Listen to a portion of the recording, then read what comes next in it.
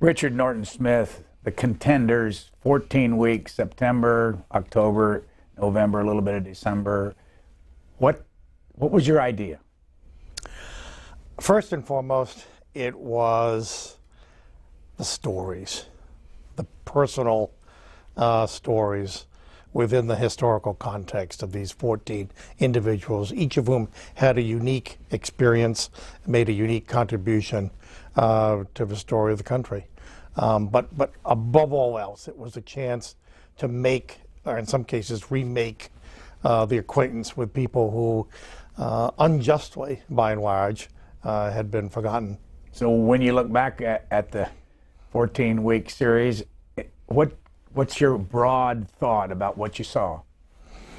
Well, because of the fantastic job done by lots of people behind the scenes and the experts and so many other folks who were brought together, I think we succeeded. Gene Baker, did you have a reaction to the series? None of my relatives, as far as I know, work for C-SPAN, so I just want to say I thought it was absolutely spectacular. The combination of the stories, plus the folks who called in, plus the physical settings, and the relatives of the contenders, I gave it an A+. I think my moment where I went, was I think the great-grandson of Hannibal Hamlin called. From Texas, of all things. Carl Cameron, the series, did you learn anything? Well, yes, I learned a great deal, especially about the early ones that Richard had talked about, Henry Clay and James G. Blaine. And I was skeptical, and my skepticism lasted about the first minute of the first show. And I got an email from Jonathan Martin of Politico. He's like me, he's covering this current campaign. And he said, and we were both watching it. And I thought, well, all right, there you go. This thing is relevant to those of us who care about politics today. Every one of the 14 of these contenders and every one of the shows had valuable insights to people who care about what's going on in the country now.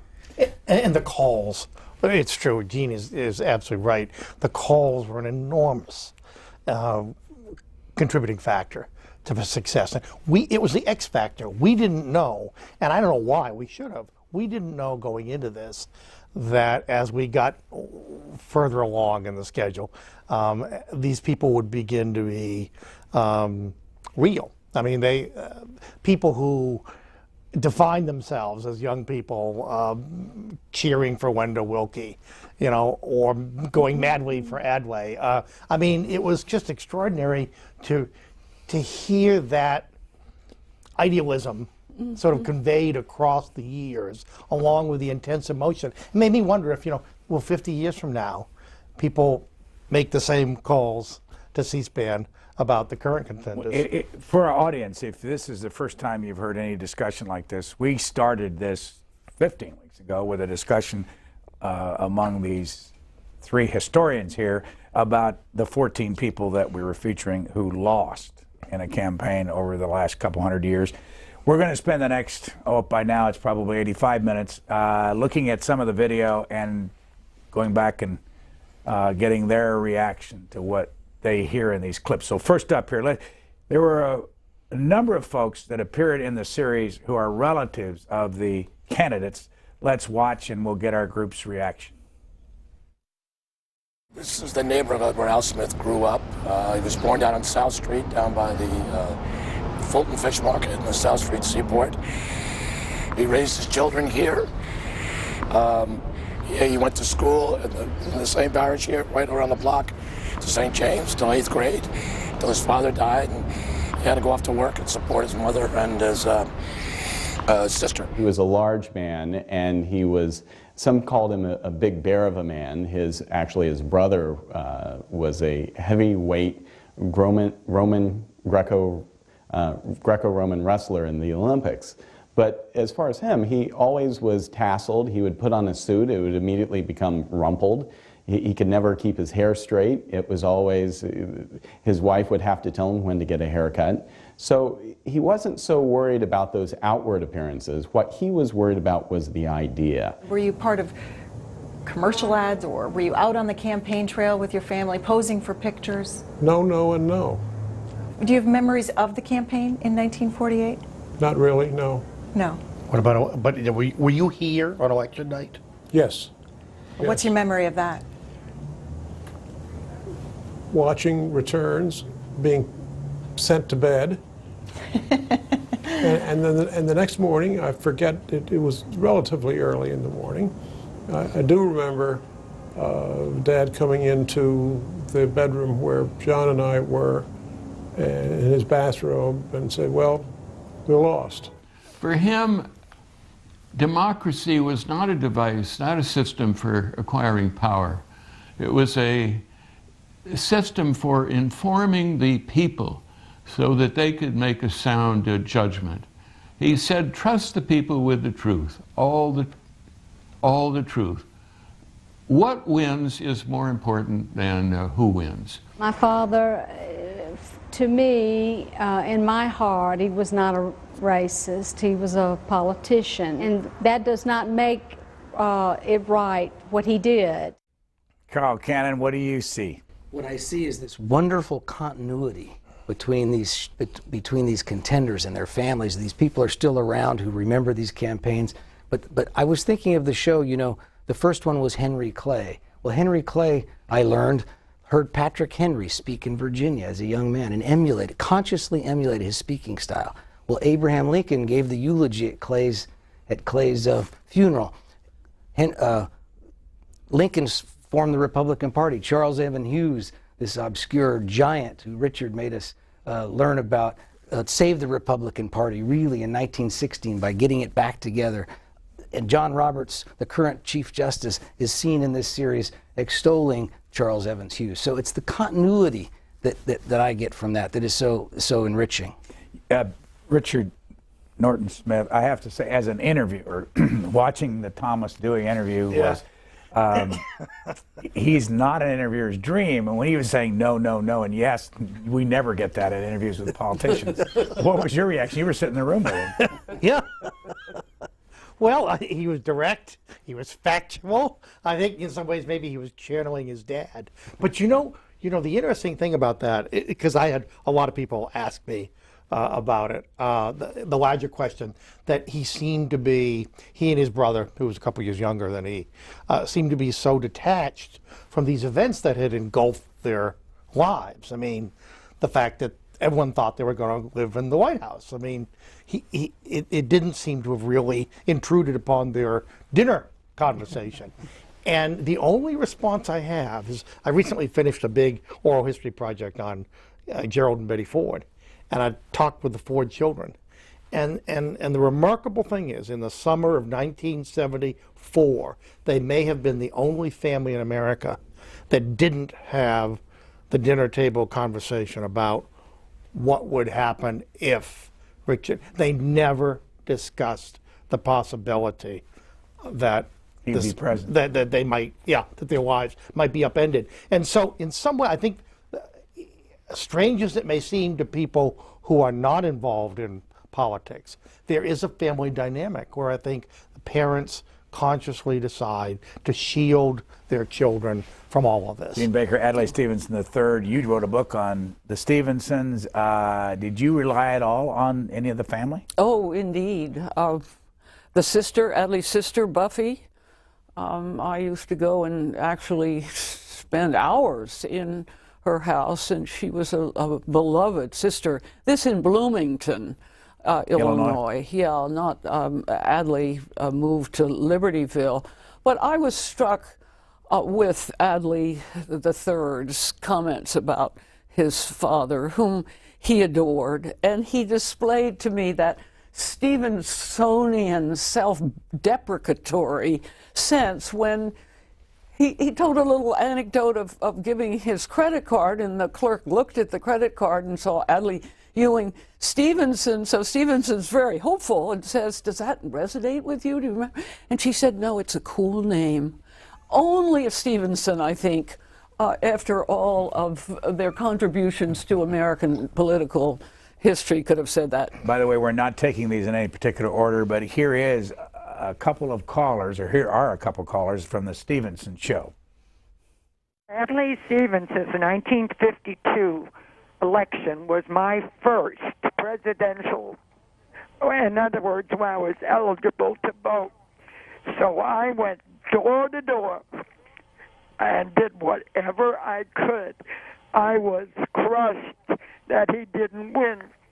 But on retrospect, I thought he would contribute so much more on the world stage as a statesman, and in a way he did. But I will never forget how disappointed we were. Go ahead, Dave. We're talking about Adlai Stevenson here on the Contenders. Hi, Peter. This is Dave Obey calling. I just want to tell a story Hi, about... Congressman. How are you, sir? Good. I just want to tell Everybody a know story about... Congressman Obey, Dave Obey, former congressman? I just want to tell a story about Adlai Stevenson in Madison, Wisconsin in the 60 campaign. I was a student at the University of Wisconsin, and Adlai had come to Madison to give a speech to the Civil War Roundtable. And afterwards, he was scheduled to appear with then Governor Gaylord Nelson at the Old Park Hotel. And we had a large crowd of Democrats gathered. They were over an hour late, and the crowd was very restive. Finally, the two walked in. Gaylord ushered Adlai Stevenson up to the front of the room. Gaylord grabbed the mic, and he said, "Folks, I'm sorry we're so late, but there were a lot of questions at the Civil War Roundtable." So he said, "I've got to get the governor over to the mansion and get him to bed. He's got a long day tomorrow." And so I'll give one of my typically short speeches. And Adlai butted in and said, and I'll give one of my typically long ones. And Nelson said, "You do, and I'll leave without you." And Adlai said, "Go ahead, see who the crowd follows." And the crowd erupted in laughter, and I think that just shows how quick Adlai was on his feet and how clever he could be in making the audience feel good about it. He was my hero. It's always an interesting surprise when somebody like Congressman Obey calls. But even more moving was that woman, we don't know who she was, but obviously her life was profoundly and permanently affected. And she was one of millions of people who heard this voice come out of the dark, probably over the radio, for the first time in the summer of 1952. You asked why we did this series, or why I wanted to do this series. That's why we wanted to do this series. And the gentleman in the picture was Newton Minow, who I remember as for the Vast Wasteland speech back in 1961, I believe. 85, what an extraordinary eyewitness and oral historian. Jane Baker, this is your subject again, Mr. Stevenson. What was your reaction to the calls? Touching. And beyond that, Adlai Stevenson was responsible for encouraging lots of young Americans to get into politics. Their legion, Congressman Opie and lots of others. And these are the kinds of stories that are lost when we tell presidential history. We don't get the cracks and we don't get the other side. And I think it's important for all Americans to understand that Stevenson never got beyond 45, 46% of the vote, but his impact on American history was considerable. He believed that he was, as he told all of the people that said that they were the Shakespeare vote, and he would say, "Well, you flunked the course because there are not enough of you." He was trying to educate the American people. It's a different kind of partisanship, I believe, than we have today. Who is trying to educate us today? That woman who called in was a perfect bookend to Newt Minow's anecdote that he told about on the show about in 1956. Eisenhower had this heart attack, and Adlai Stevenson was thinking of running again, and Minow told him, "Well, if Ike runs again, don't bother." But he didn't think Eisenhower was going to run, and he didn't care. He was grousing about having to run in the primaries. He said, "I don't think I want to run in the primaries." Now, politics was changing. You had to run in the primaries. But the reason he ran again was because of he'd touched these young people, and they kept coming to him. They kept insisting that he run. He wasn't, drafted is too strong a word, but there was this great groundswell of people. And yeah, they didn't get to be more than 45%, but they loved him. George McGovern is very much alive.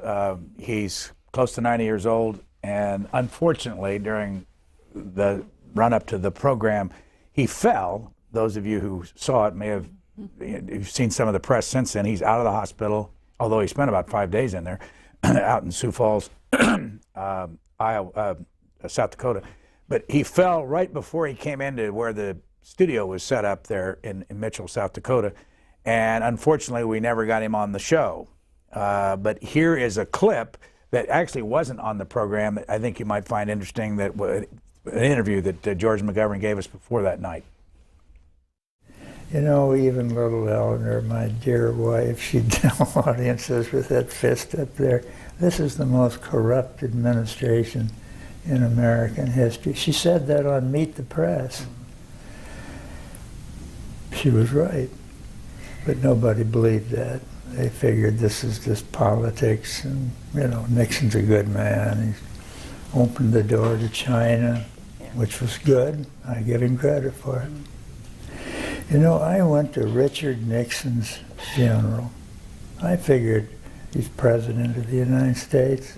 He did a lot of good things as well as bad.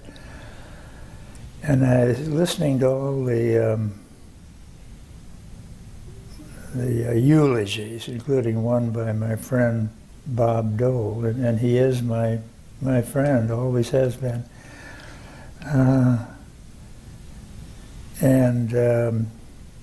I thought, gosh, even from Nixon's standpoint, he'd have been better if I had won. And I'll bet you he had the same feeling. He wouldn't have been thrown out of office. Historians would have talked about the opening to China, détente with the Soviet Union.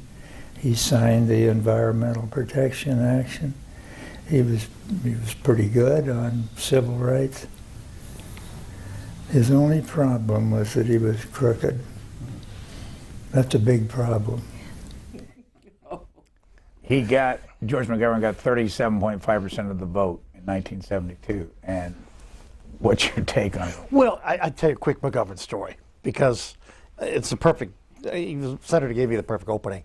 He also attended Mrs. Nixon's funeral in 1993. George McGovern. Senator McGovern.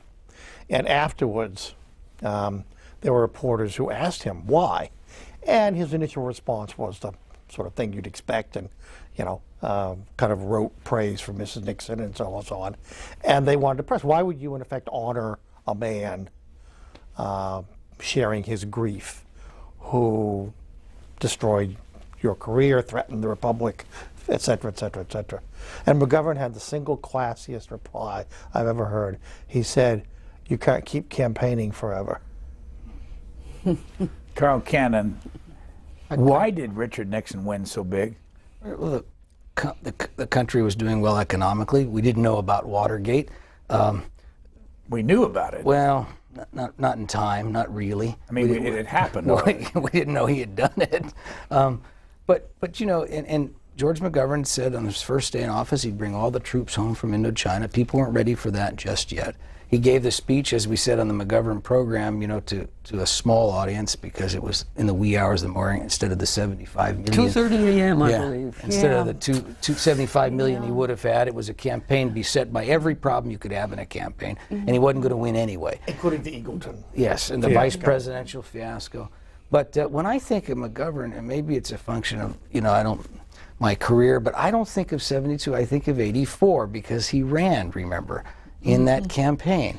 And it was as equally quixotic. He wasn't going to get the nomination. If he did, no one was going to beat Ronald Reagan. But I got to know him in Iowa a little bit, and I went around, and you could get him then, just you would be alone with him. And you know, I wish I had saved these notes, but he said, I asked him why you're doing it, and at some point he said, well, you know, winning isn't the only thing. It's you have to have a message, you have to conduct yourself well. There are things that aren't being said that need saying. And to me, that was a sort of a... And look what he did afterwards in terms of his food programs. And I think that's something that we should bring up about all of these contenders that they lost. That's their definition for the program, but they contributed in marvelous ways. Well, many of them, not Wilkie, but most of them after they lost as well. They continued contributing. Here's a third-party candidate. He's very much alive. I understand he was watching the program the other night, and let's watch. This was not seen in the Ross Perot show. Let's watch Mr. Perot. Let's take my life in perspective. Again and again on complex, difficult tasks, I have stayed the course. When I was asked by our government to do the POW project, within a year, the Vietnamese had sent people into Canada to make arrangements to have me and my family killed. And I had 5 small children, and my family and I decided we would stay the course, and we lived with that problem for 3 years. Does anybody have anything else you want to raise on the problem of the people coming across my front yard? Mr. Perot, Yes. did you see the 5 men? No, I was asleep. Who saw them, and can we talk to that person? Somebody did see them. Of course they saw him. He released the guard dog. The guard dog chased him off and bit a big piece out of the seat of one of the guys. The next day, because it's none of your business. It has nothing to do with the presidential campaign. I mean, if you want to know if I'm telling the truth, I've given you multiple reputable people. You're pursuing this like I just stole money from the U.S. Why don't you pursue? Wait a minute. I find it fascinating. You'll pursue this story with far greater intensity than you will stories where billions of dollars of taxpayers' money were wasted on Saddam Hussein. I don't understand your priorities, but I mean, it's your right to do whatever you want to. You've got multiple people assuring you it occurred. I am not going to waste any more time on trying to satisfy you on every little level of curiosity you may have about it. Carl, how does that look in 20 years ago in present day? It looked exactly like it looked at the time, Brian. This was a compelling figure who was saying things that no one in the political firmament had the courage to say, and yet, but he dropped out of the race and he gave a strange explanation. And what he did was he revealed he didn't have the temperament that we associate with the presidency. He got back in October, you know, and played a spoiler role. But Ross Perot, if he had not held that press conference and not withdrawn in June of that year, he would have been in a close 3-way race. We were seeing something none of us are alive to have ever seen before because it hadn't happened since 1912. We were seeing a close 3-man presidential race. Take what he said, though. I remember during the show, we had a clip he said we're $3 trillion in debt. Today we're over $15 trillion in debt. And take, for instance, the way he was talking to the media. You're pursuing this story, but you're not pursuing the billions. Well, it's incredibly contemporary, both in terms of the relevance of the larger message that he was trying to communicate, the justification, if you will, for his candidacy, and the discrepancy between the age-old, stated, inchoate desire of the American people for a truth teller, you know, for a non-politician, for a businessman, for someone who shoots straight, and then the reality of what we saw, which was someone seemingly almost unhinged about a question that he found personally offensive. What did you think of him then, and what do you think of him today, looking back? I'm a great supporter of third parties, not necessarily his. But I do think that one of the issues that comes up when you look at a broad span of presidents and presidential contenders is this issue of temperament. And surely this is on the horizon right now. What are these people going to be able to do if they get into the presidential office in terms of their ability to deal with the media and to make their case? And so third-party candidates sometimes are loose cannon because they do not have the discipline of the party structure that has encapsulated them. Well, there are all kinds of echoes in this current campaign, which I'm covering, to Ross Perot, not the least of which is the debt issue, but also remember Herman Cain. Just a month ago, Herman Cain was accused of sexual harassment. He reacted kind of like Ross Perot did. Why are you even? This is not important. Why are you? He acted like we didn't have a right to ask him about it. Now nobody uses this phrase anymore, but the President of the United States has his finger on the button we still have those nuclear weapons. Americans still want somebody who seems to be calm at times of stress. And the real Herman Cain issue was about his character and his temperament.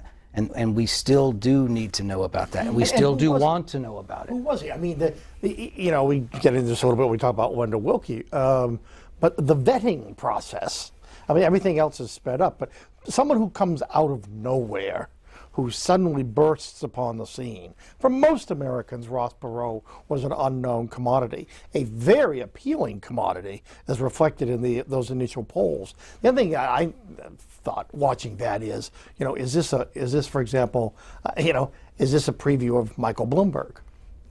I mean, you could see parallels between a Perot running on the debt issue in '92 and someone like Mayor Bloomberg challenging the two-party system 20 years later. Perot's running in '92. There's C-SPAN, but there's no MSNBC. There's no 24-hour cycle. I mean, it's changed a lot. He was on C-SPAN in 1987. I did not see that. And he said, it was a very compelling speech, and he said the greatest country in the world doesn't have the will to pass a budget.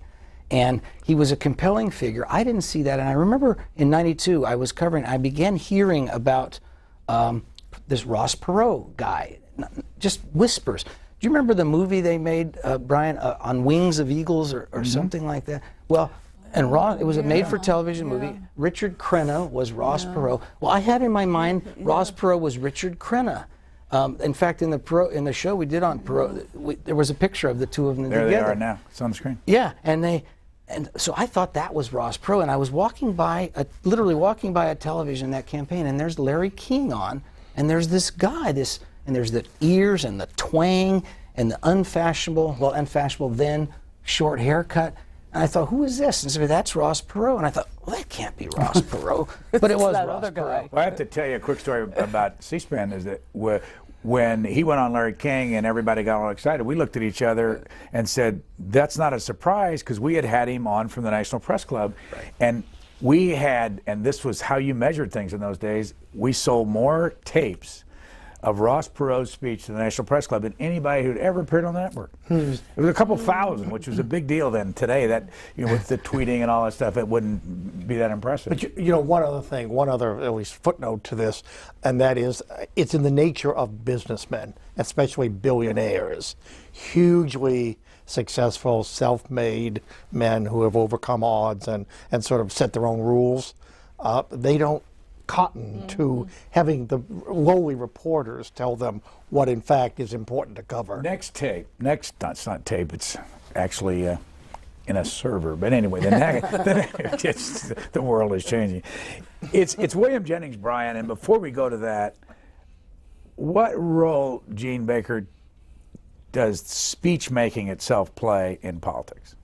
Oh, I think it still has a big role. Whether you're Barack Obama, who I think gets high marks for this, or whether you're William Jennings Bryan and you have this stentorian voice that apparently you can speak, and I've never quite understood this, perhaps it's my own problem with ears, but and 10, 15, 20,000 people can hear you, and beyond that, another 40 or 50,000 will just simply come. Let's hold it there and run this clip, and we'll come back and talk about speech making.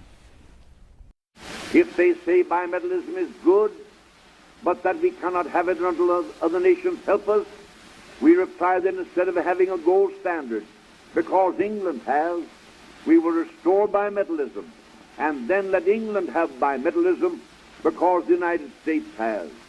If they dare to come out in the open field and defend the gold standard as a good thing, we will fight them to the uttermost. Having behind us the producing masses of this nation and the world, supported by the commercial interests, the laboring interests, and the toilers everywhere, we will answer their demand for a gold standard by saying to them, you shall not press down upon the brow of labor this crown of thorns. You shall not crucify mankind upon a cross of gold.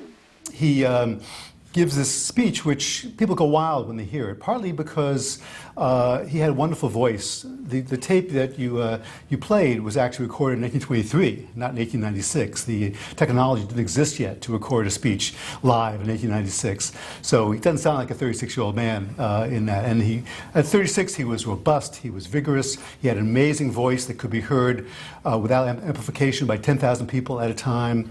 So he really had set this up so that he would give a speech at a time in the convention where he knew the majority of delegates were for him, but at the same time, no really riveting speech had been given yet for the Silver Cause at that time. So he had found his moment, and he used it to great effect. Had he been elected president, what kind of a president would he have been?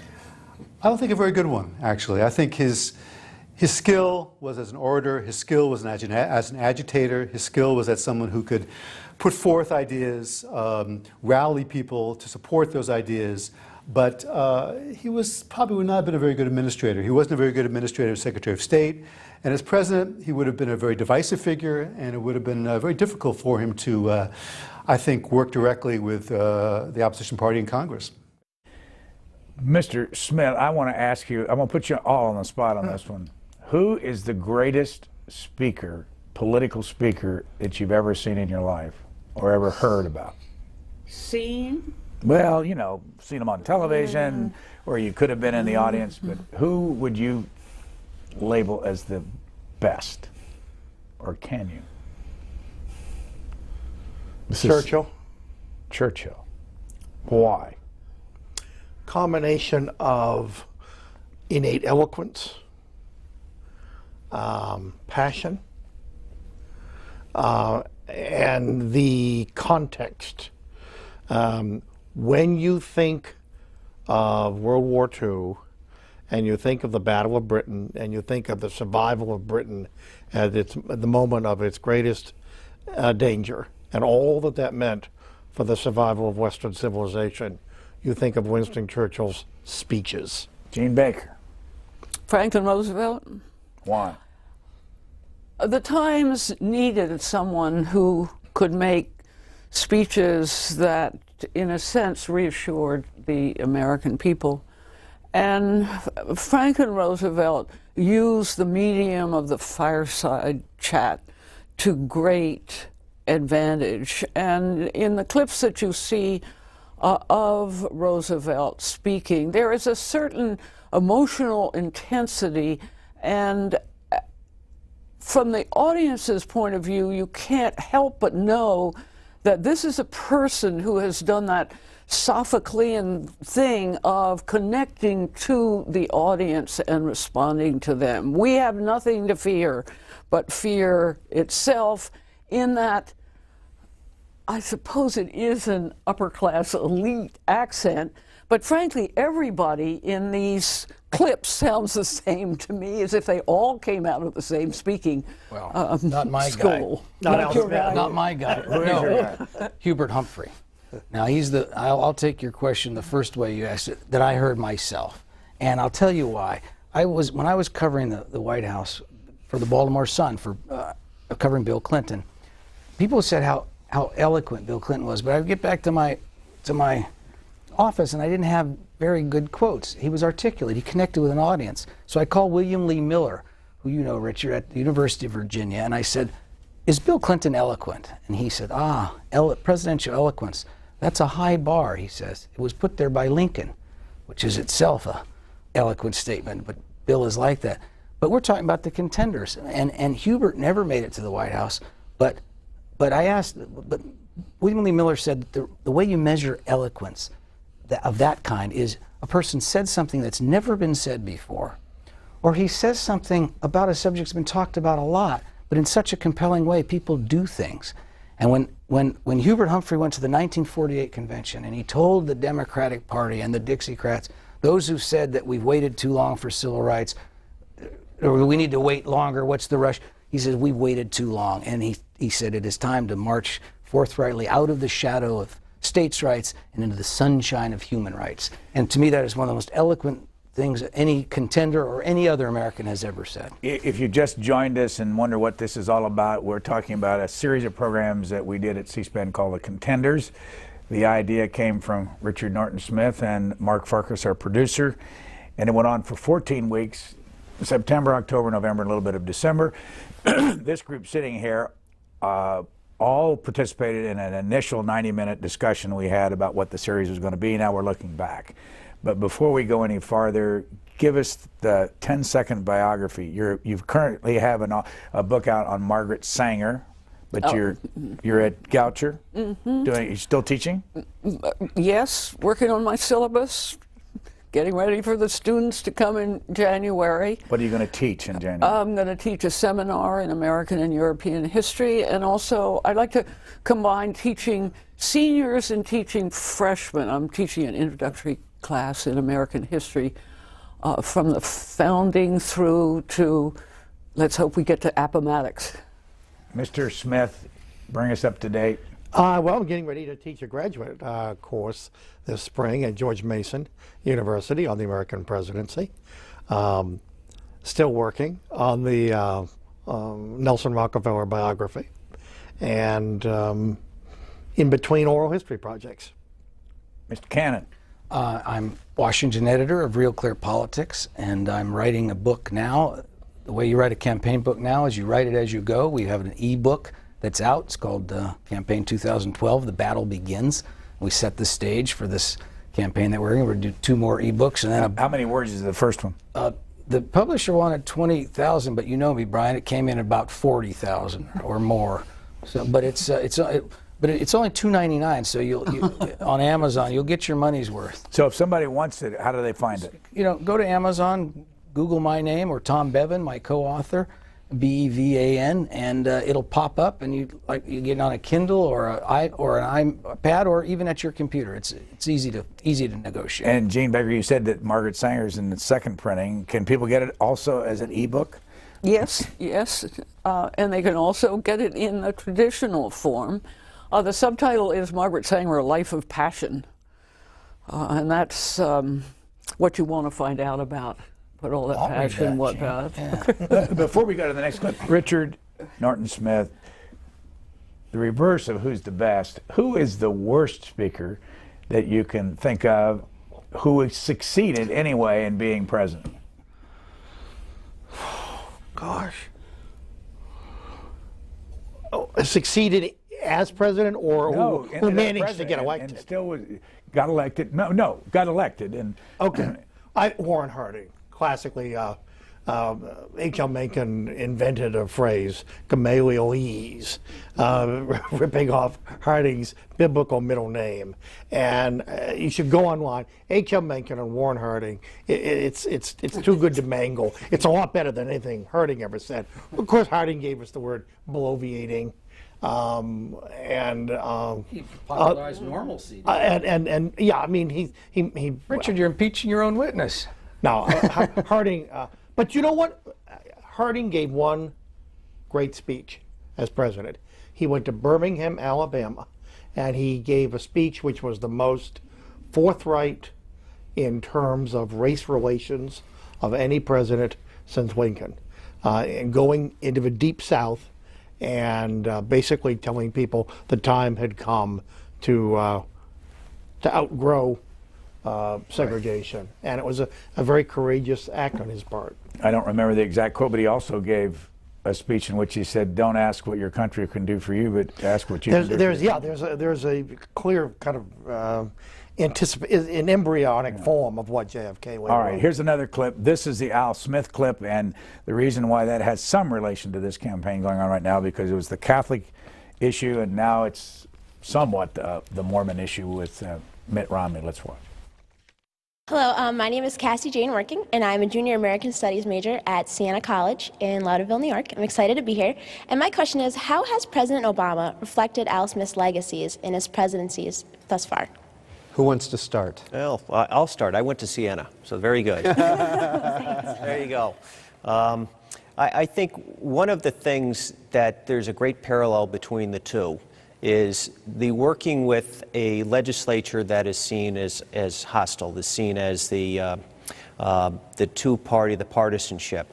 Smith faced that every year that he was in office here in Albany. He only had control of the Senate for 2 years, and that was by a single vote.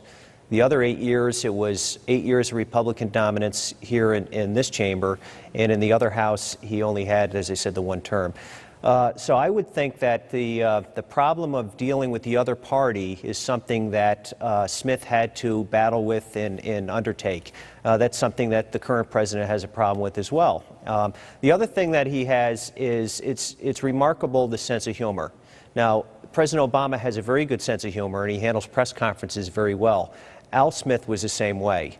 Al Smith also knew that he could be funny on occasions, but not all the time, because then people wouldn't take you seriously. So he could really play a very good statesman with a sense of humor, which is another good parallel. Beverly Gage. The only thing I'd add is that I'm not sure that Barack Obama has quite learned how Al Smith managed to make it all happen. I'm not sure he actually learned Al Smith's lessons for dealing with a hostile legislature. That's true. Carl Cannon, one of the first things I noticed was the cigar. I don't know if you even saw that Al Smith had a cigar in his mouth. Barack Obama used to, I don't know if he smokes anymore. We've never seen him, though, smoke. Could a candidate today smoke and get away with it? Well, in public. In this current campaign, Herman Cain's campaign manager did an ad on YouTube, and he's smoking a cigarette, and even the campaign manager smoking a cigarette now is apparently taboo, because it was widely panned. But remember, Franklin Roosevelt had that cigarette holder, and he was famous for it. Well, she started by asking the question of the comparison between Barack Obama and Al Smith. Is there a comparison between Al Smith and anybody else? I pick up on this in a curious way, going back to that campaign, 1928, because it wasn't just Smith's Catholicism. There was a sense of otherness about Smith, and it had a lot to do with New York City.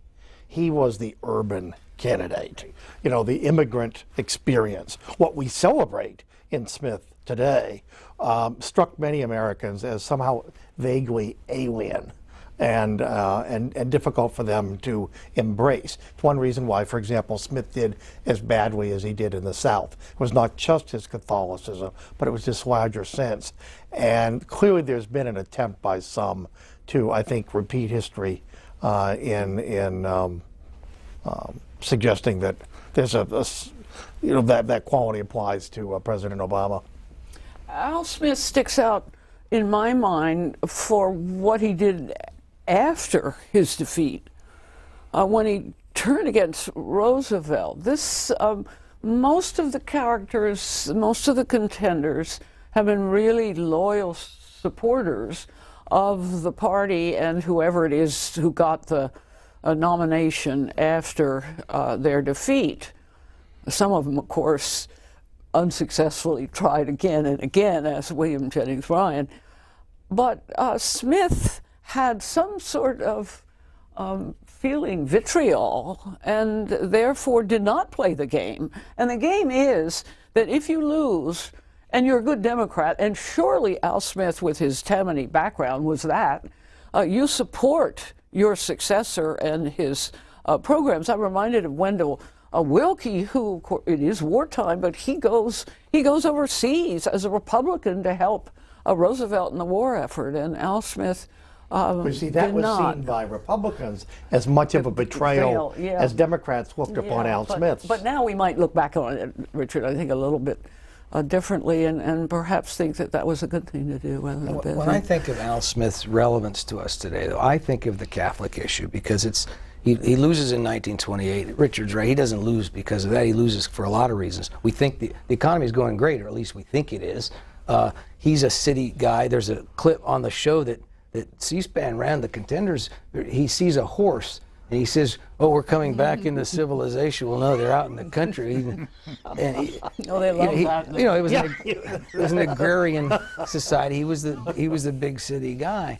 But that Catholic thing, it lingered. Jack Kennedy wins in 1960. It was thought then, after 1960, that sectarian issues, doctrinal issues, were taken off the table.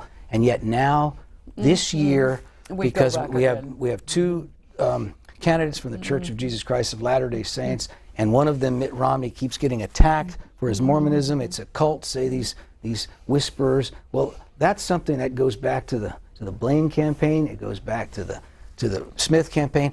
And I'm wondering, if we do a show like this 20 years from now, or the Contenders in my book, will we be talking about Mitt Romney, not as president, but as a contender who paved the way for some Mormon president in the future? That's the echo to me of Smith. Let me ask you a question that you've been asked more than once. Why did you stop this series in '92?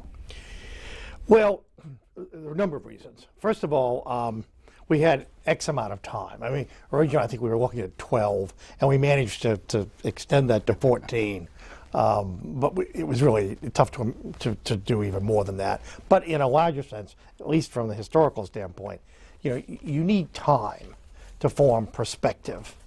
The passions of more recent campaigns being what they are, it seemed to me that 20 years was a good kind of cutoff point, and that took us up through Ross Perot.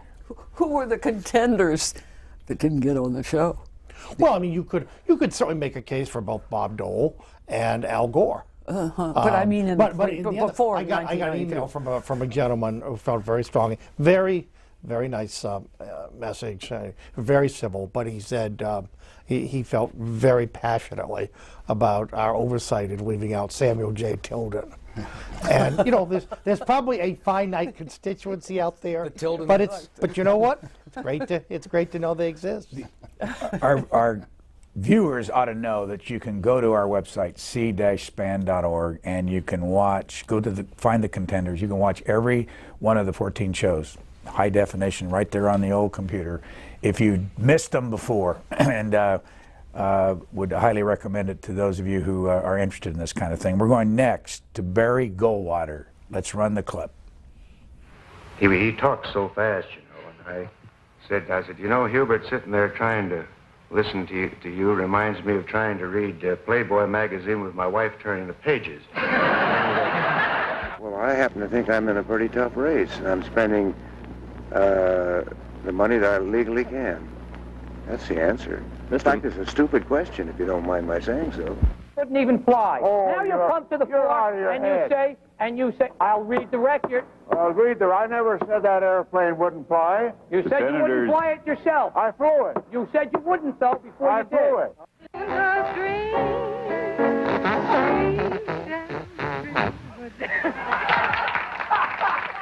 Now, people all over the country keep talking about legalizing gambling. And I thought we already had it. It's called Election Day.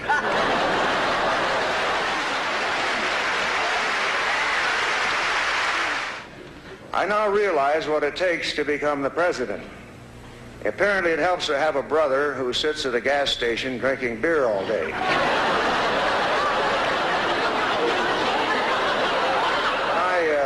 When I was campaigning in that razor-thin election in 1964, I should have told everyone that Dean was my brother.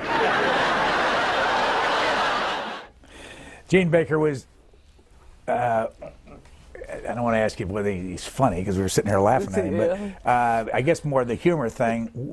Where has humor worked in politics, and where has it not? Well, I'm wondering whether it can work, the kind of thing that Goldwater was saying. And even what Wendell Willkie said when asked about his religion, I think he said he would like to sleep in on Sunday mornings. I mean, I think this sort of contrarian stuff has disappeared from our politics, contemporary politics. I think we've gotten too bitter, too serious, and politicians worry about making the kind of mistake that you can make, although surely they have made a lot of them as we have moved along, but it hasn't been from their efforts at humor. It's been on the contrary. It's been as someone who spent part of his career working for a would-be president, noted for his sense of humor, Bob Dole. I can tell you, you put your finger on something. It's the consultants. It's all these people who have set out to homogenize and in some ways, dehumanize the campaign process. And I guarantee you they tell candidates, don't take a risk, don't take a chance. Humor may offend someone. What you think is funny, other people may not think is funny. And there are plenty of examples of that. What would you tell a candidate? Be yourself. Be yourself, because if you can't be yourself now, you know, what are you going to do in the White House? Who's the funniest man and woman in politics today? Boy, Obama. Oh, it's to you. No. You know, Bill Clinton, when he came into office, the first year, he gave a speech at the White House Correspondents' Dinner. And he essentially attacked Dole. He attacked John Boehner. He attacked his enemies. And I ran into George Stephanopoulos, who was then working for me. He says, funny stuff, isn't it? I said, well, no, it's not, George. The difference between a person who laughs at himself and a person who laughs at his enemies is the difference between a person with a sense of humor and a bully. 7 years later, 8 years later, Bill Clinton's leaving office. He did that dinner every year. He has the funniest skit of any president, and it's the Home Alone skit. And he can't get anybody to talk to him, and he's running around. He's making Hillary's lunch, and people were in the aisles. And Jay Leno, whoever it was, I can't remember, was so how am I going to follow this guy? So, you know, the good ones learn to be funny. And I still think, Richard, the consultants are a problem. But, you know, I was at a Southie breakfast. Have you ever been to that thing? And the St. Patrick's Day breakfast they do in South Boston. And Mitt Romney walks in. This was the last campaign, the first time he ran 4 years ago. And the Massachusetts Supreme Court had just issued this statement basically directing, a decision basically directing the legislature to legalize same-sex marriage. And Romney walks in, and he didn't want to quite address the thing yet. So he says, you know, I believe marriage is between a man. He said, I'm a Mormon, so I believe marriage is between a man and a woman. And a woman, and a woman, and a woman, and a woman. And the place just cracked up, and he had him after that. Joe Biden spoke the following year. You wouldn't hear him do that joke today. And that's part of the problem.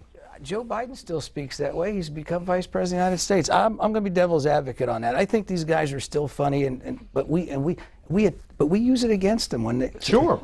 Well, we meaning Perry, the press.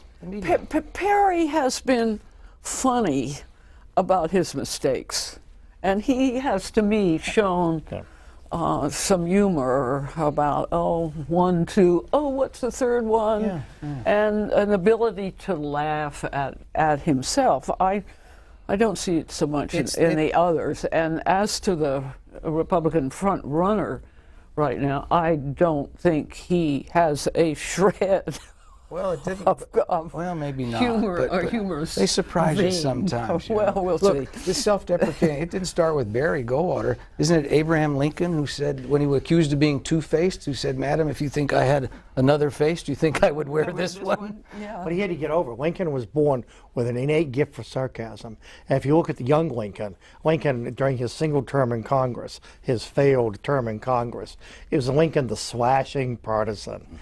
It's later in life when Lincoln learned the lesson that modern politicians, I agree, Bob Dole, one of them, it's the self-deprecatory humor. Gene Baker and Carl Cannon have already graded, and we had asked you for your favorites and your relevant, the ones you thought were relevant and the best. You called Henry Clay the best.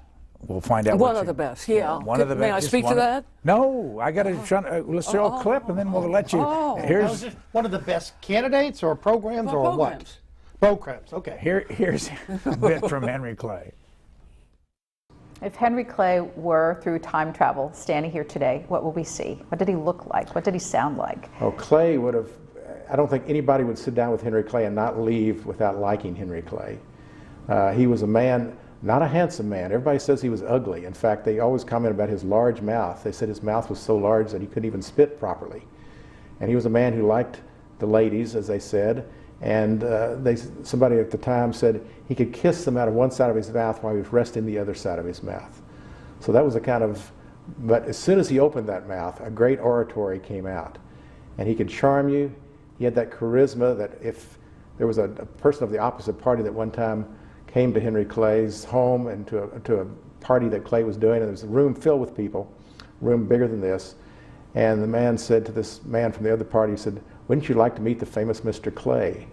And this Democrat said about the Whig Clay, "No, sir, no, sir. I do not choose to subject myself to the spell of his fascination." Because he knew that Henry Clay would suck him into his orbit. if he just met Henry Clay, because he had that personality, that charisma, that charm, that anybody who would meet him would like Henry Clay one-on-one. We sure had a lot of different looks depending on which piece of art.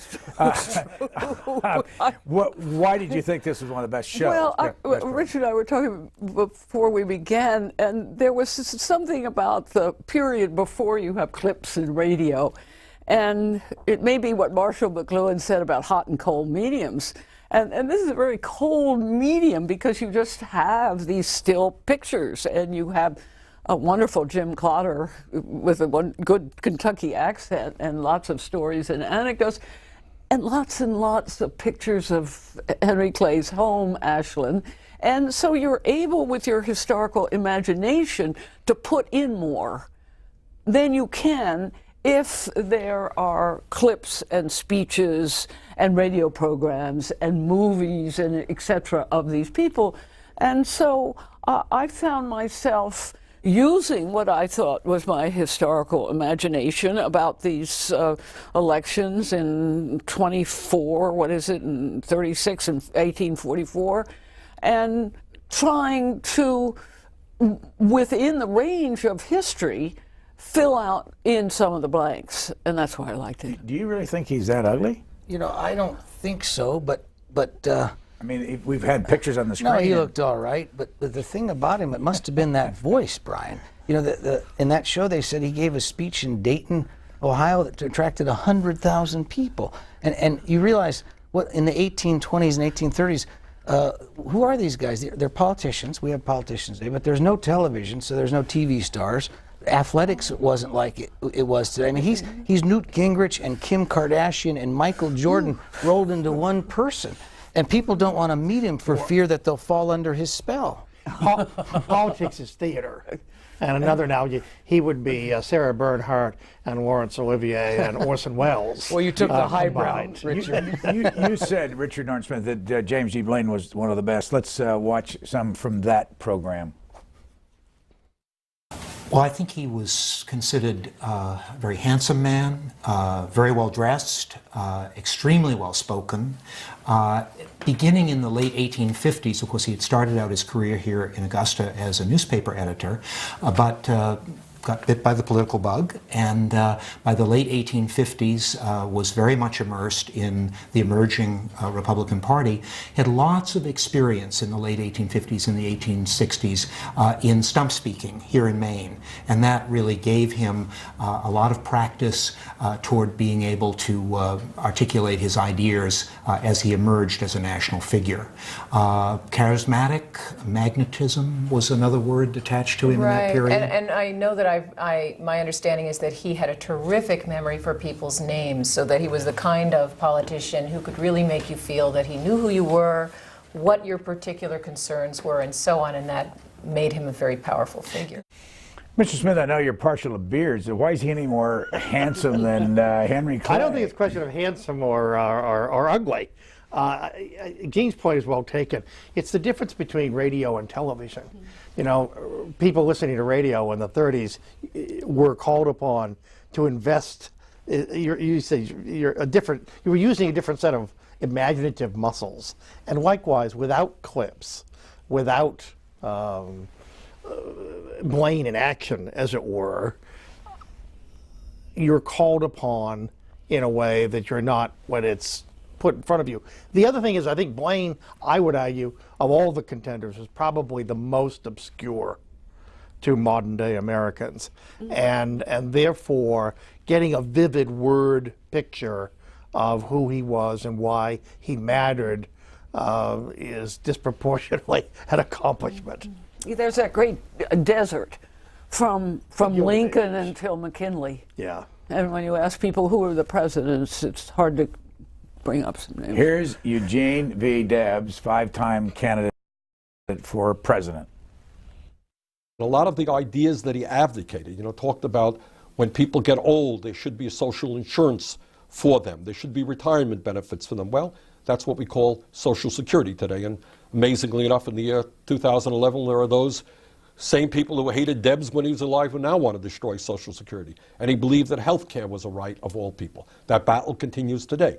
But I think it is fair to say that many of the huge advances made during the 30s under President Roosevelt, the Great Society under Lyndon Johnson, and throughout, those were ideas that people like Debs probably brought to the attention. It was the first person to bring to the attention of millions of working people. I introduced Senator Sanders as if he was Eugene B. Debs, but they are both socialists. That's right. Well, he's a modern incarnation. There's nothing. He speaks highly of Debs. So do I, and I'm not a socialist. What does it mean to be a socialist? Well, in the Debs version. In Bernie Sanders' case, it means that you don't want to caucus with the Democrats or Republicans, but you will caucus with the Democrats, but you want to be independent. You know, what does it mean? Look, we were talking about William Jennings Bryan earlier. Occupy Wall Street keeps, get criticized. They don't have a message. They don't have an order. Well, if they had William Jennings Bryan, they'd be in business. They wouldn't need to do that thing with the megaphone where you talk and people talk, because Bryan could stand there and be heard to the whole crowd no matter what was going on. Debs is the same way, if you'll allow me the metaphor. The historical megaphone of Debs is very impressive. I wrote this down, Brian. I'm going to read it because I want to get it just right. But at his trial, his sedition trial, Gene Debs said, this is 1918, while there's a lower class, I am in it. While there's a criminal element, I am of it. While there's a soul in prison, I am not free. Now, he says this in 1918. That is 21 years before John Steinbeck writes in Grapes of Wrath, whenever there's a fight so hungry people can eat, I'll be there. Whenever there's a cop beating a guy, I'll be there. And it's 50 years before Bruce Springsteen brings back the ghost of Tom Joad in an album in 1995 and repeats the words of Steinbeck. This comes from Debs. And he's our conscience in a way. Bernie Sanders is right. And he has, the words he said literally echo through to our time today. You mentioned Warren Harding earlier. Why did Warren Harding invite him to the Oval Office after he left prison? He pardoned him. He pardoned him, and because Warren Harding, for all of his failings, was a decent, kindly human being. And I believe he felt that an injustice had been perpetrated on Debs. And he certainly wanted Debs out of jail in time for Christmas so that he could spend it with his family. I think that tells you all you need to know. Any comment on Debs? Oh, a hero. And I think... Is that because you like him politically? For sure. I'm for more, shall we say, well, sure, yeah. And I don't like the fact that socialism has become an epithet that you hurl at people without any understanding of what it means.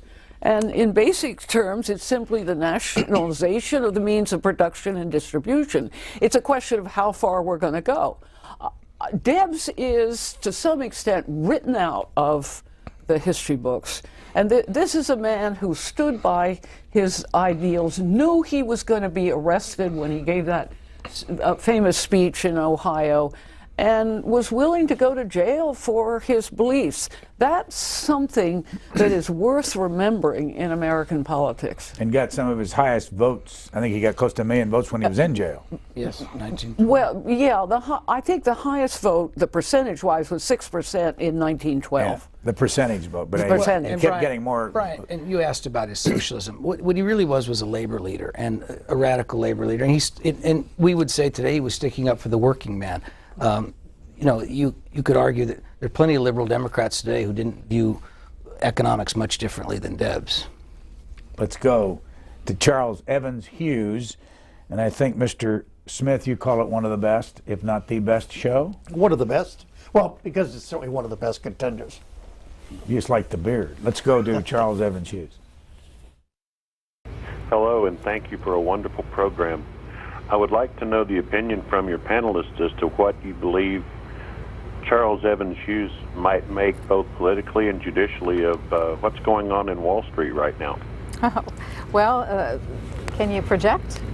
Well, I mean, you know, everybody's got their own perspective on what's going on at Wall Street right now, but I do think that, you know, Charles Evans Hughes was in some respects one of the great, you know, early reformers. And if you think about the trajectory of his career, he didn't seek out public service, you know, for sort of its own sake or as something he really wanted elective office. He kind of came to public service through his law practice and through an opportunity to kind of investigate industries where there was a lot of corruption.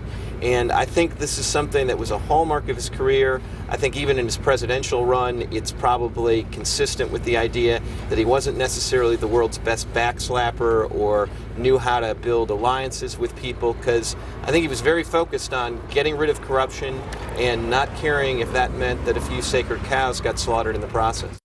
Carl Cannon, because he was on the court before and after he ran, I want to just ask you about this current election. What role do you think, there are a couple big, huge cases coming up, the court will play in the 2012 election? Well, they're going to, probably in March or June, but sometime in the spring, render a verdict on the health care law. And, you know, you had Paul Clement on there, and he's been on this, former Solicitor General, and he would believe in Hughes. Hughes, FDR said when he tried to pack the court, "The people are with me." Hughes' response essentially was, "But maybe the Constitution isn't." And we're refighting that again. We're relitigating that same battle between the power of the president and the power of the people. If you've just joined us, we're talking about the Contenders series that played on C-SPAN in September, October, and November, and a little bit of December. Most of them were on site, Mitchell, South Dakota, Albany, New York, in front of the Supreme Court that you just saw there. Also lots of other places. But I want to remind you that if you're interested in watching them, you can go to cspan.org and look under the Contenders. We have about a little less than 25 minutes to go in this discussion. And we're going next to Wendell Wilkie, a Hoosier. And James is joining us next from Stanford, North Carolina. Go ahead, please. Hello, I just wanted to comment that in the fall of 1940, Wendell Wilkie did a whistle-stop tour through Florida. And I happened to be a Western Union trainee at Melbourne, Florida. He came through Melbourne, and he was on the rear platform of the train, and there were about a crowd of 50 or 60 people, and I had the opportunity to shake hands with Wendell Wilkie. That was either September or October of 1940. That's just a comment I wanted to add. It was very interesting. Very happy. Well, Jim, do you remember as you saw him on that whistle-stop tour, what you thought when you saw him campaign? Any impressions or images? I was a kid of 18 years old, and I just was in awe of, here's a guy who could be president of the United States. I really looked up to him. Remember, I'm 89 then. I was 18 years old and just a kid. So I was really, really visibly impressed with him. He made a majestic appearance being on the back of that train. It was really something very, very special. Gene Baker, do you remember the first president you ever saw in person, and where was it? Eisenhower in Washington at his inaugural. And of course I had voted for his opponent, and my husband and I had gone to the inaugural parade. And of course Eisenhower was a very comforting figure, and Stevenson, at the time I didn't know this, never had much of a chance. I think one of the things that you could tell future contenders is try not to run against generals, because it won't work out well. Anyway, who was your first president? I saw Richard Nixon in '68 at the Republican convention. I was 14, and I was carrying my Rockefeller sign in the floor demonstration, hitting Iowa delegates over the head with it, because I knew we were going to lose. And so, but I was there for Nixon's acceptance speech, and then subsequently met him actually at Mrs. Nixon's funeral. Mr. Cannon? I suppose mine's also Richard Nixon. No, excuse me, I take that back. It's Lyndon Johnson. I saw him at a rally. I was a kid, a teenager. I went. When you heard that caller, 89 years old, he can still remember it and is excited about the fact that he saw Mr. Wilkie in person. Just in your experience, what importance is it to have seen a candidate? Well, you contrast that, and you wonder if 50 years from now there'll be folks like that, because television, of course, has intervened between then and now and transformed the relationship between Americans and their politicians and Americans and their presidents. And Brian, this is the Contender show. He saw Wilkie. He didn't see a president. Right. Now, I remember the first time I met a Contender was Gene McCarthy.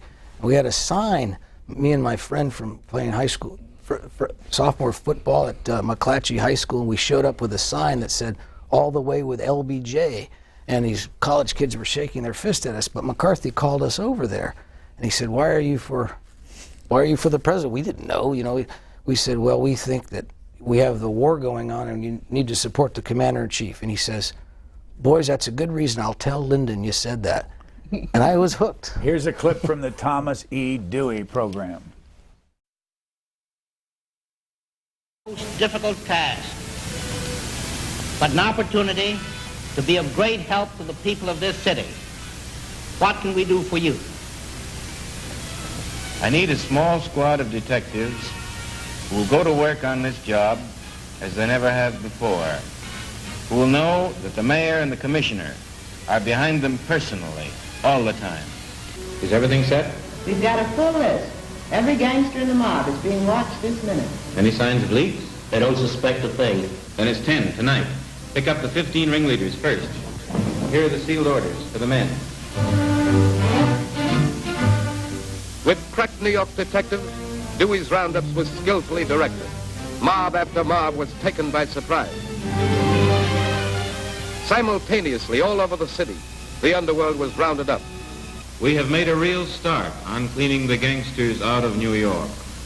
For 20 years, the underworld has preyed on our people and robbed them, and then frightened them into silence. But now, the day of fear of the gangster is coming to an end. Mr. Smith, you wrote a book about Tom Dewey. Did you ever see him with a sense of humor? Oh, yeah. Dewey had a sense of humor. He, like a lot of us, he mellowed with age. Are you said, mellowing with age? I said like a lot of us. I didn't. I think I'd be losing my sense of humor if I were. He said near the end of his life, everything came too early for me.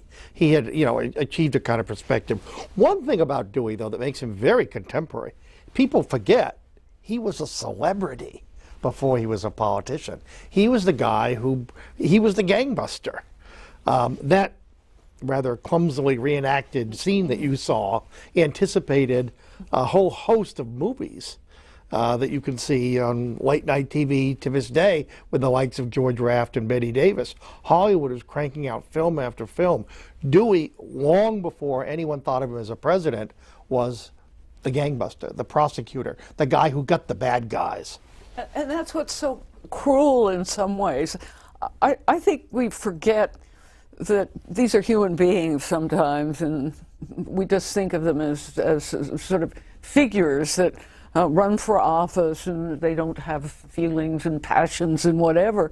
I mean, what a terrible thing to think you've won, to have that famous headline. And to be an to elder lose. statesman at 46. Yeah. But how much of that's their fault? And to live with that, to take that with you, to know that you've become a byword for losing a sure thing. I mean, that's a negative legacy that you can't escape. Yes, but Brian, isn't it? I've said this before. I mean, this presidential, it's not a race, it's a tennis game. So if you lose, you can always forget your mistakes and think that the other person was simply better. That, I think, did not help Dewey. I don't think it helped Al Smith, who was always angry that he had lost. And so I think we need to show a little bit more compassion sometimes to our contenders and even our president. Mr. Cannon, if you were a presidential candidate today and you looked at Thomas E. Dewey, what would you learn from that? Well, what not to do, or maybe. Well, Dewey didn't lose because of that. we had a candidate last time out, Rudy Giuliani, who wanted to do what Dewey did. He was the prosecutor. He put people in prison. He wanted to, he didn't get the nomination. Our politics have changed now. He wasn't right on the social issues for the modern Republican Party, but it's not enough. Putting people in prison is a necessary thing. We admire prosecutors. We don't normally choose them for president. Here is your favorite speaker. I don't know if he's your favorite candidate, Hubert Humphrey. All right. I worked for Hubert Humphrey. My husband in the 60s was his press secretary. I was Muriel Humphrey's press secretary. And Oh, my we goodness. were involved in his 1960 campaign. We were with him through all of 1968. We were at the Democratic Convention and the horror and tragedy of what was unfolding. We were with him as he stood there looking out the window at the violence and the terrible tragedy unfolding in Grant Park. And the atmosphere in the room was almost of a funeral. And Humphrey was the saddest man you can imagine on the night that he had achieved his greatest political victory to be the Democratic presidential candidate. This moment is one of personal pride and gratification, yet one cannot help but reflect the deep sadness that we feel over the troubles and the violence which have erupted regrettably and tragically in the streets of this great city, and for the personal injuries which have occurred.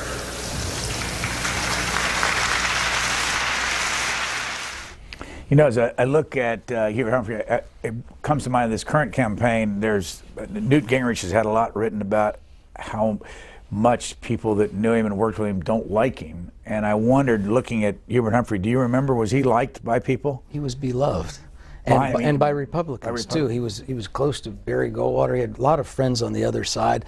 There was I think in that show that he gave a speech in Iowa once, and who was the Republican? It might have been Goldwater, and they were attacking each other, and then afterwards they were seen having dinner together. You know, the 1968 convention, for people who don't know, there were riots in Chicago. It left the Democrats wounded coming out of that. They were already wounded by Robert Kennedy's assassination. They were torn in half by the war. But I don't think, and you like to say that Humphrey lost to Richard Nixon because of that convention, but he probably lost to Richard Nixon because he hadn't done the one thing Hubert always did all his career, was speak his mind and speak his heart and stand up. He didn't speak out. He didn't stand up to Lyndon Johnson on the war. He didn't tell Democrats how he felt. The party would have been unified a lot earlier. Humphrey would have looked a more courageous figure. And it's sad because that's really who he was. At this one time in his life, he didn't really do it. Mm-hmm. Except, you know, as I think it was September 30th in Salt Lake City, where he gave this famous speech, which was even then perceived as a break with the White House. You could also make the case that, quite frankly, Gene McCarthy contributed significantly to Humphrey's loss. That if McCarthy had been a little bit more forthcoming in his support of Humphrey, who, after all, you know, was much closer to his worldview than Richard Nixon. Gene Baker, I think we're leaving out something when we personalize presidential politics too much, and that is the effect of the machine and the effect of how voters are influenced by the past, but also by these grassroots campaigns to get out and vote for Nixon or get out and vote for Humphrey. I mean, often the American people don't deconstruct politics and the leaders to the extent that we are doing this afternoon. Sometimes it's simply a rote vote. Sometimes it's, I'm going to challenge my father and vote a different way than he does. And sometimes it's the party discipline. Well, let me though ask about the likability thing again. Any of you have examples of where behind the scenes likability either got somebody a nomination or it prevented them from getting a nomination because people didn't like them personally?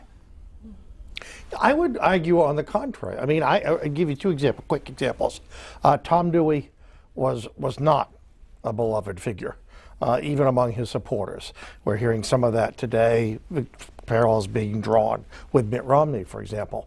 But he managed to win the nomination not once but twice. Gerald Ford was universally liked, and yet it wasn't enough to hold on to the presidency in '76.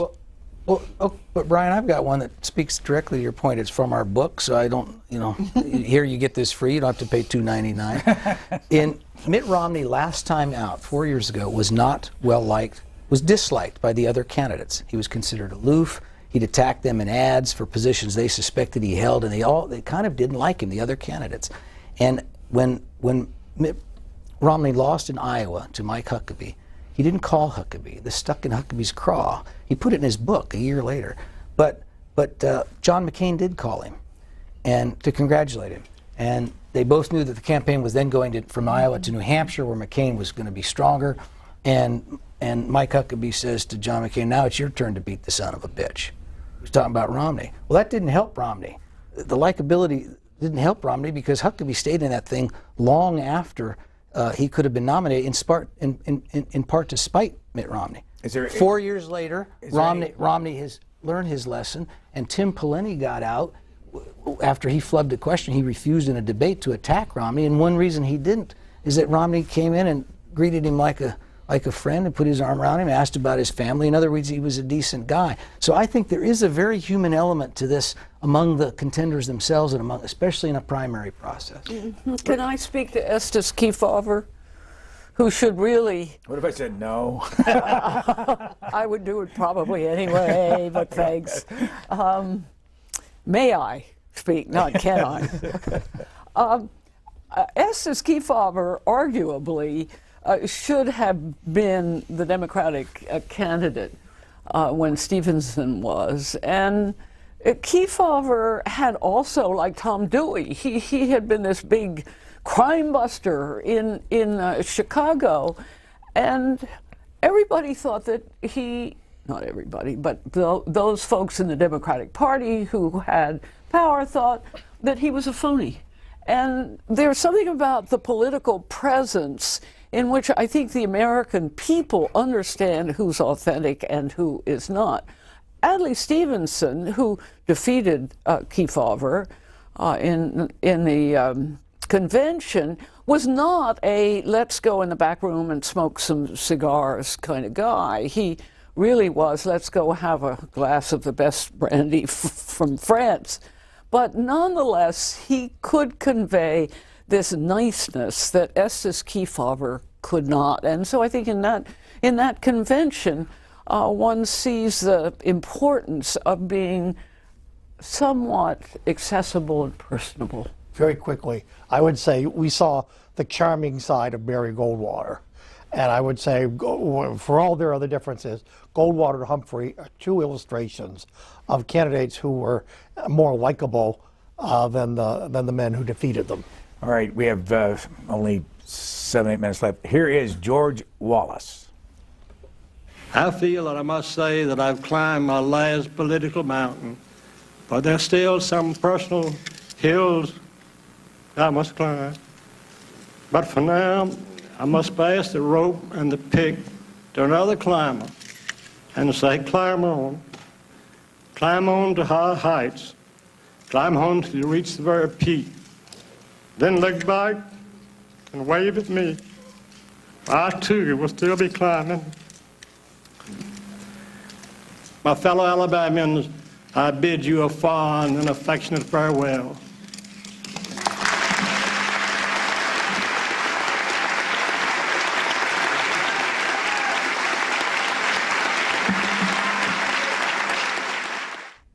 Carl Cannon, your reaction.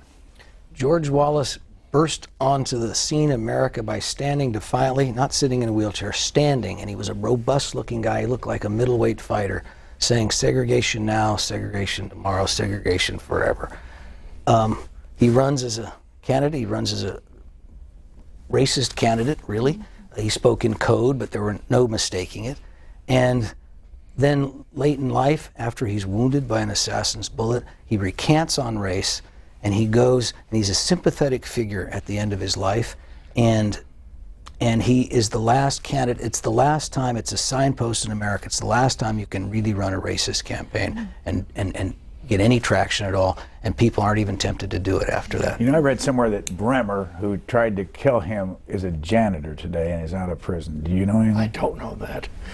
I would say that clip is distorting because it certainly testifies to a remarkable human story, but it also, because of that fact, conceals the historical significance of George Wallace, which, as far as the Contenders are concerned, I would argue, is not in his subsequent transformation, moving as that is, but in his politics and the campaigns he waged before that transformation. That's why he's on this list.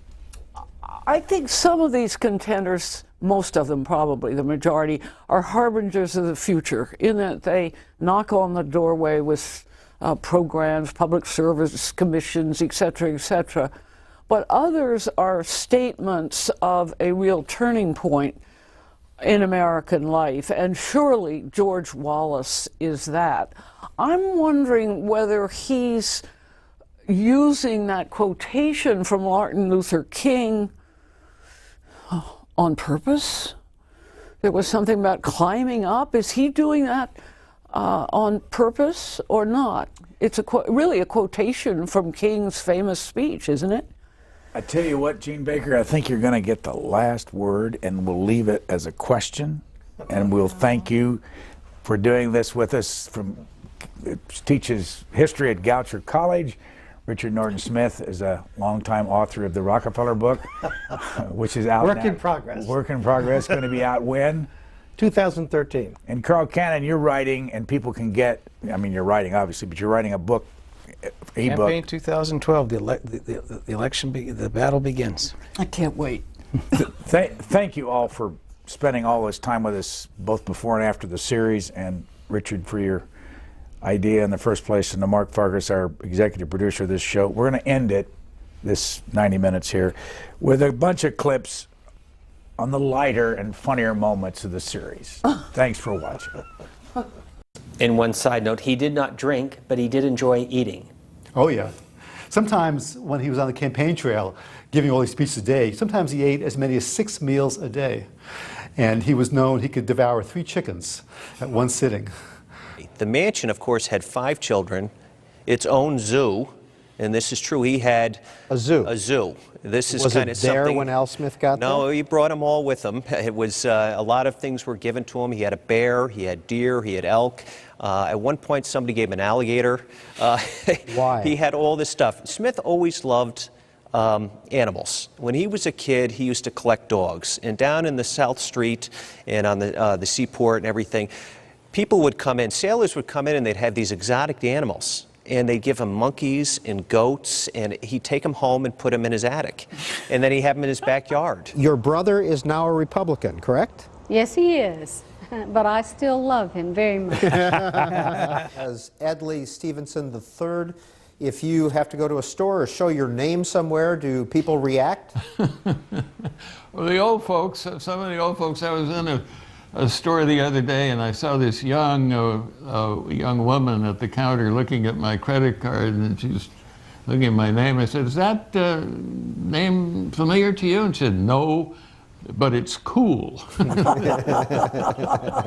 I think we're forgotten. I think our politics, I'm afraid, is largely forgotten too. So this has been a wonderful program for an opportunity to recall another politics, another America. You can watch this roundtable discussion on our Contenders series and listen to the historians' views again at 11 p.m. Eastern here on C-SPAN. For more information on our series, The Contenders, go to our website at cspan.org. There you'll find a schedule of the series, biographies of all the candidates, historians' appraisals, and portions of their speeches when available. That's all at cspan.org/thecontenders.